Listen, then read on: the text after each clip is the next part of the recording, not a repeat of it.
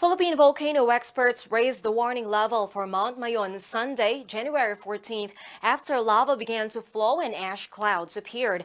The Philippine Institute of Volcanology and Seismology raised the level to 3 from 2, meaning that a hazardous eruption is possible within weeks or days. Lava continued to flow down half a kilometer on Monday. Albay province has been placed under state of calamity Tuesday as part of evacuees rose to at least 21,000. Officials have warned residents of possible lahars or mud flows, as well as toxic clouds of gas. Mayon, the nation's most active volcano, is about 340 kilometers southeast of Manila in the Albay province. Mayon is one of 22 Philippine volcanoes that are part of the Ring of Fire, a string of volcanoes that ring the Pacific Ocean.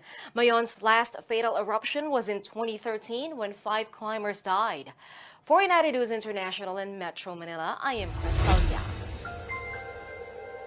Britain's Royal Air Force scrambled 2 fighter jets to intercept Russian bombers near UK airspace on Monday, in the latest incident highlighting ongoing tensions in the region. On January 15th, the RAF said that it scrambled Typhoon aircraft from an airbase in Scotland on a quick reaction alert as 2 Tupolev Tu-160 Blackjack bombers approached Britain. The Blackjacks were monitored as they flew past Norway and Denmark and near the Netherlands before the British jets picked them up roughly 30 miles from UK airspace. Monday's incident is the latest in recent years as Russian aircraft continue to test British and NATO air defenses. Russia's defense ministry in a statement Monday said, quote, all flights by Russian aircraft are performed in strict accordance with international rules for using airspace without infringement on any country's borders. For United News International in Washington, D.C., I'm Caitlin Mangum. These are men from the Syrian Democratic Forces. It's the group the US will use as the basis for a 30,000 band of border guards. And that's given Turkey added impetus for its operation in Afrin. The SDF is dominated by the YPG, the Syrian branch of the PKK terrorist group. Now the United States has confessed they are forming a terror army along our border. What we have to do is to strangle this terror army on our borders before it is born. Turkey has already carried out 2 major operations in Syria. In September 2016, it carried out Operation Euphrates Shield. That was to stop the advance of the YPG and block a Daesh supply line. Then in October last year, they went in again. That was to establish the Idlib de-escalation zone, agreed with Russia and Iran. Now it's planning to go into Afrin to tackle the YPG, which also has control of these other areas. Afrin promises to be a different kind of operation for Turkish troops. And as yet, there doesn't seem to be any public objections from Russia, the Syrian regime's main ally. Turkey also has some difficulties for operating an operation to Afrin. Is one of the most important one is the arms that has been supplied by the Turkish allied forces, let's say the United States and the Western countries, which is very important as a threat to Turkey's operation to Afrin. One of the biggest one is the manpads, which will be used during the operation against Turkey and to its airplanes. The Turkish military has been pondering what to do about the YPG for some time. Now the president says they are ready for action. But what hasn't been said is what will happen if Turkey takes control of Afrin. And if it does, how long it will stay there. Andrew Hopkins, TRT World. A recent study has revealed the Black Death plague pandemic was most likely spread by humans, not rats.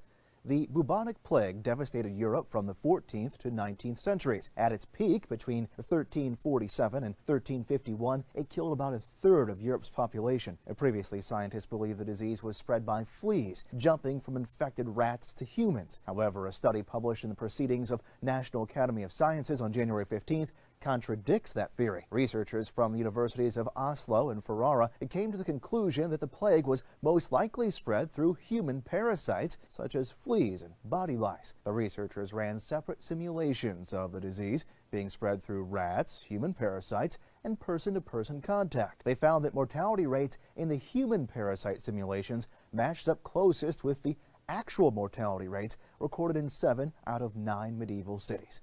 For United News International, I'm Matt Paul. 3-year-old Theresia Bewer died, weighing only 6 kilograms, less than half the healthy body weight a child her age. Like other malnourished and seriously ill children of the Asmat tribe in Papua, she traveled with her mother many hours to get to a clinic, trying to save her life. But there are only 9 doctors who are available for more than 200 villages in this swamp-covered area in the south. All of them are based in the district's capital, hours away from their patients. The outbreak of measles started in September and spread quickly because only few children have been immunized. Many died because their undernourished bodies were not strong enough to fight the disease. The government admits its response has been too late. Belum optimal. Yes, what we have done is not enough.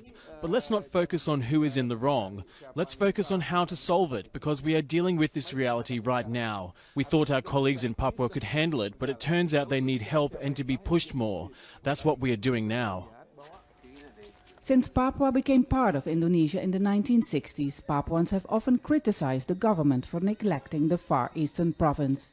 A small armed movement has been fighting for independence, and many Papuans have died because of military violence over the years. To bring peace, the government gave Papua more autonomy and improved its infrastructure. What is happening to the Asmat tribe shows that Jakarta does not care enough about Papua.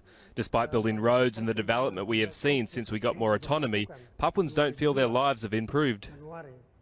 The government has called the measles outbreak an extraordinary situation and has sent food and medical teams to the area.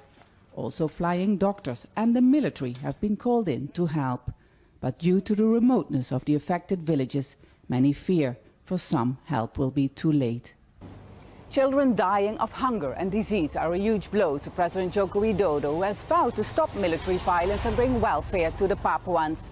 Despite his frequent visits to this restive province, this tragedy painfully shows that a lot more needs to be done to reach the traditional inhabitants of Papua. Step Vassen, Al Jazeera, Jakarta. 3 Chilean Catholic churches were attacked just hours after Pope Francis arrived in Santiago. 2 were burned to the ground near Temuco on Tuesday, January 16th. Another church located near Santiago was firebombed on Tuesday too, causing minor damage. 9 Chilean Catholic churches have been firebombed since Friday. No one has been hurt in the attacks, although threats have been made against the Pope. Reuters reports a pamphlet left at one of the churches attacked on Friday said, quote, "Pope Francis, the next bomb will be in your robe." The Catholic Church's child sex abuse scandal is largely responsible for the protests in Chile. On Tuesday, Francis spoke at the presidential palace before President Michelle Bachelet, diplomats and Catholic leaders. Francis said, quote, "I feel bound to express my pain and shame at the irreparable damage caused to children by some ministers of the Church." For United News International, I'm Rachel Latham. In an effort to challenge the FCC's recent decision to terminate net neutrality, a group of 21 U.S. state attorney generals filed suit on Tuesday. Additionally, Democrats announced they needed just one more vote in the Senate to repeal the FCC ruling. California, New York, and Virginia were among the states who joined the suit that challenged the action, calling it, quote, "arbitrary, capricious, and an abuse of discretion," and saying that it violated federal laws and regulations. China has constructed the world's largest air purifier amid an ongoing battle against persistent smog. The 100-meter-tall tower in the city of Xi'an is being tested by researchers from the Institute of Earth Environment at the Chinese Academy of Sciences. The purifier pulls in air through a series of greenhouses at its base, where it is heated and then rises through a series of filters in the tower. The project's head researcher told the South China Morning Post the purifier has noticeably improved air quality in a 10-square-kilometer area over the past few months. He also said the tower uses barely any power during daylight hours. Researchers plan to release a full report on the system's performance in March. They also plan to build a tower 5 times as large that they say would be able to purify enough air for a small city. For United News International, I'm Matt Paul. 25-year-old YouTube superstar Gigi Gorgeous, who has 27 million subscribers on that platform alone, has been thinking a lot about one particular fan recently. She told me she was trans, Gigi explained in an interview. I was the first person she told. For her to pick me as her first person, I thought that was really special. Gigi's relationship with the fans who watch and interact with her videos is powerful and intimate. In 2008, Gigi started off her YouTube career under the name Gregory Gorgeous, gaining popularity by posting things like witty makeup videos. She was a star even then, but she really defined her status as an icon for honesty and self-expression when she publicly documented her gender transition, becoming Tensions Gigi. have increased and tensions have eased, but the trains and trucks have continued to roll. At the Friendship Bridge in Dandong, some of the essential food and supplies that keeps North Korea going arrives from China. 90% of North Korea's trade is with China. While Chinese leaders say they fully implement UN sanctions, they seem equally determined not to allow North Korea to collapse. The hope is that over time, North Korea might be able to adapt while still manage to survive. So China won't take abrupt measures to completely cut off North Korea.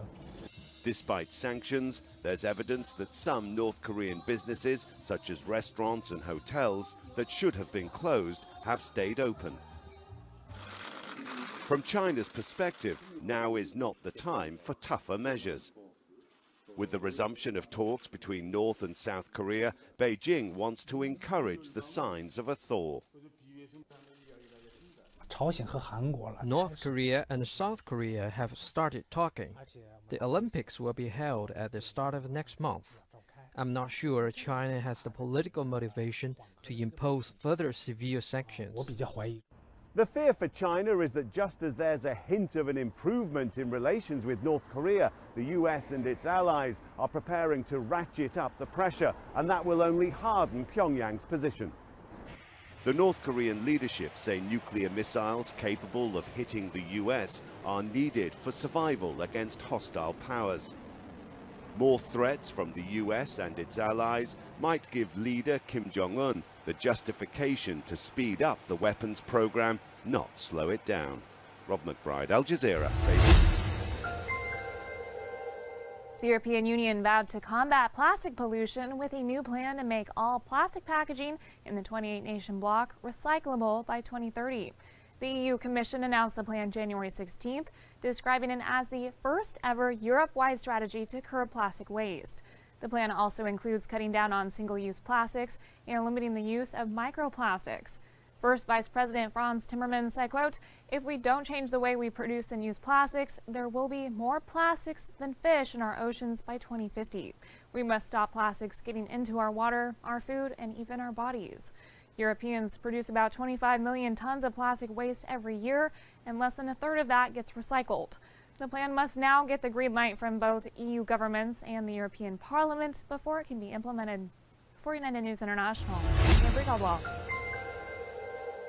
North Korean state media lashed out Tuesday at U.S. President Donald Trump's recent tweet about having a bigger nuclear button on his desk than Kim Jong-un's.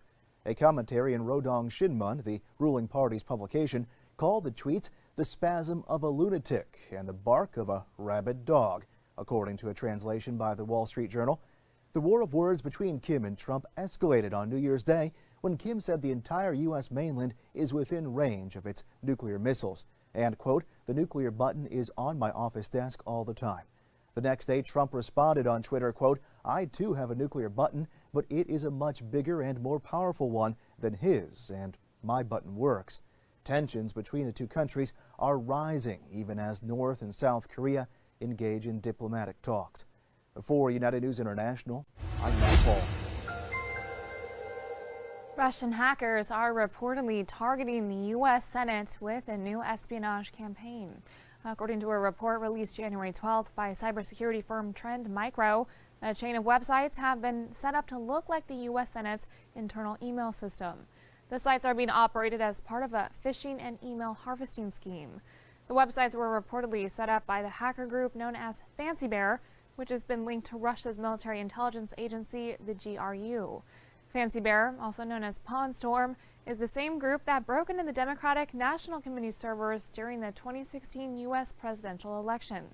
In addition to targeting the U.S. Senate, Fancy Bear has also been targeting several Winter Olympics organizations, notably after Russia was excluded from the Games over doping allegations. For United News International, I'm Camberry Caldwell.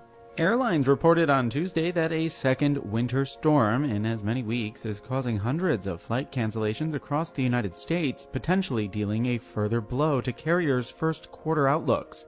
As the storm sweeps across southeast Texas and up the East Coast, dumping snow, sleet, and freezing rain, airlines have already canceled flights into Wednesday in anticipation of difficult conditions. The storm itself is relatively minor compared to other winter weather events, and several hundred flights represent only a tiny percentage of airlines' overall operations. But such storms are still a nuisance to carriers and can cost them millions of dollars in lost revenue.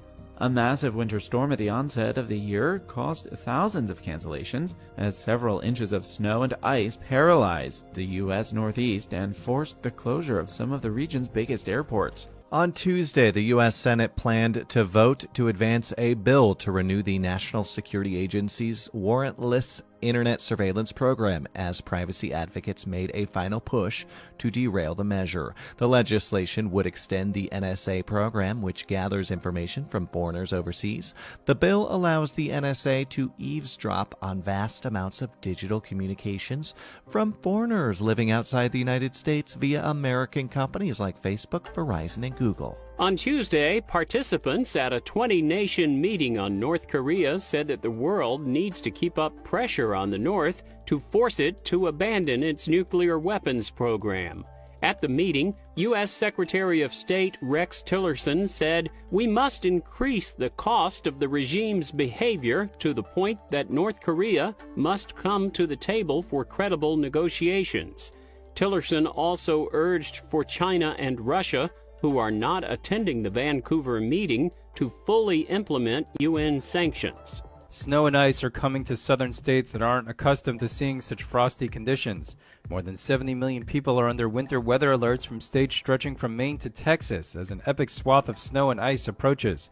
The wintry weather, which could cause hazardous travel conditions, will last through Wednesday, according to the National Weather Service. Wintry weather and hazardous travel from Texas to the Northeast and Mid-Atlantic is also forecast through Wednesday, leaving a good portion of the country in the icy grip of a savage winter storm. After years of conflict and poverty, millions of Palestinians rely on UNRWA. They will be devastated by this announcement. They should not cut the aid. People here are sick and poor and have nothing to support themselves. People here can't afford to buy bread. So why does the U.S. say it's taking this action? It has long been a concern of this administration, a year into the administration, about UNRWA and how it handles itself and how it manages its money. UNRWA, the UN Relief and Works Agency for Palestinian Refugees, to give it its full title, is one of the oldest agencies in the UN system, founded almost 70 years ago. The US has been its biggest funder, providing money for, among other things, clinics, schools and social services for Palestinians. Beyond the borders of the territory, long disputed by Palestinians and Israelis, in neighbouring countries Jordan and Lebanon, it is UNRWA, not the UN Refugee Agency, UNHCR, that helps Palestinians living in camps. News of the cuts to the agency's funding started to emerge as a news conference by the UN Secretary-General was underway in New York. It's clear Antonio Guterres was not given advance notice by Washington. I mean, I've been in close contact with UNRWA, but what you are saying now, I was not yet informed. So no official confirmation at all? There might be something that I do not know, because, I mean, it's impossible to accompany things by the minute. Until I was informed, there was no official notification of a position. But it might have happened. There is a political as well as humanitarian dimension to this. President Trump has said he hopes to get the deal of the century between the Israelis and the Palestinians. And yet this announcement, hot on the heels of his recognition of Jerusalem as the Israeli capital, has alienated one side, making efforts to get the peace process back on track harder than ever. James Bays, Al Jazeera, at the United Nations. It was a year that saw the leaders of the United States and North Korea exchanging threats of nuclear war and some rather undignified insults. Donald Trump called the North Korean leader Little Rocket Man. Kim Jong-un dubbed the U.S. president a mentally deranged dotard. They boasted about their nuclear buttons. The U.S. mainland is within the range of our nuclear strike, and the nuclear button is put on the desk in my office at all times. And sparked fears the Korean peninsula could be edging closer to war. They will be met with fire and fury like the world has never seen. It certainly has elevated the level of tension on the peninsula. President Trump has made this issue his most important foreign policy issue, so it has brought a lot of attention globally. During Trump's first year in office, North Korea launched its first successful tests of intercontinental ballistic missiles, demonstrating that its weapons could reach the United States. It conducted its biggest ever nuclear bomb test, and late last year declared its weapons development program was complete. In response, the U.S. successfully pushed for tough UN sanctions, including a cap on North Korea's petrol supplies. Other countries in this region have been faced with a delicate balancing act. China supported the UN sanctions but was unwilling to cut off North Korea's oil supply completely. And South Korea has been pushing a dual campaign of pressuring the North while continuing to promote dialogue. With the new year came a shift. For the first time in more than 2 years, the two Koreas sat down for official talks and agreed North Korea would attend the Winter Olympics next month. The South Korean government is now engaging with the North Korean government in dialogues, and the North Korean delegation visiting South Korea in February. So we're in a very different place than what people thought even 2, 3, 6 months ago. So what happens next? South Korean President Moon Jae-in thanked Donald Trump for helping bring about the talks, and both say they would be willing to sit down with Kim Jong-un under the right circumstances, though Trump has previously said any talks with North Korea would be a waste of time. Mixed signals from his administration, and even the fact that a year on he hasn't appointed an ambassador to South Korea, has some analysts questioning what Trump's policy on North Korea really is. Kathy Novak, Al Jazeera, Seoul.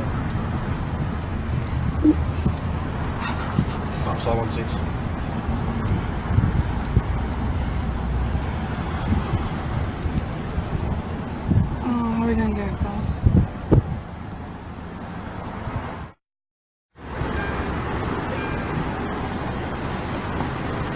Delta 5, Tower 22 will go after the passenger.